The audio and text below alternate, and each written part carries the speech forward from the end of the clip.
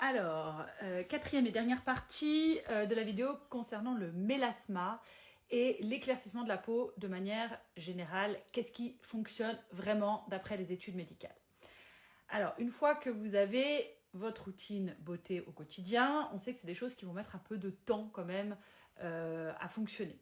Ce que vous pouvez faire en complément, c'est notamment des peelings. Alors, il y a des peelings doux, hein, ça c'est ceux qu'on peut faire à la maison tout seul. Et après, il y a les peelings dermatologiques. Personnellement, je pense que si vraiment ça vous embête, un peeling dermatologique, ça peut vraiment valoir le coup. C'est difficile de vous dire exactement quel type de peeling, parce que chaque dermato souvent a sa propre recette.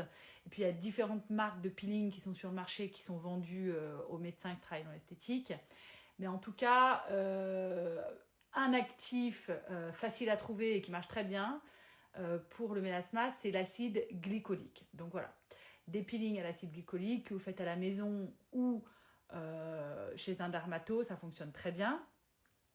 Et troisième chose, mais ça je suis quand même un peu plus réservée là-dessus, c'est tout ce qui est laser, notamment le Fraxel.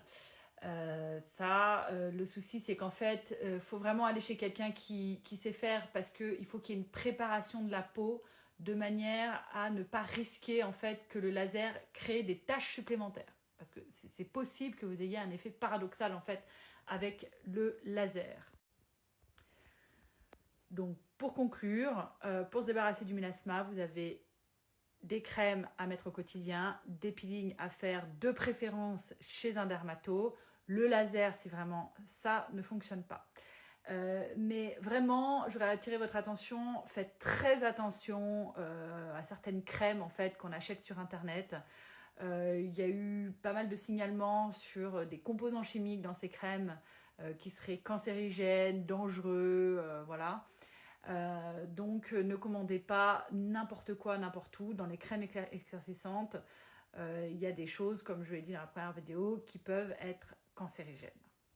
Voilà, si vous avez des questions ou des remarques, n'hésitez pas à me les mettre en commentaire.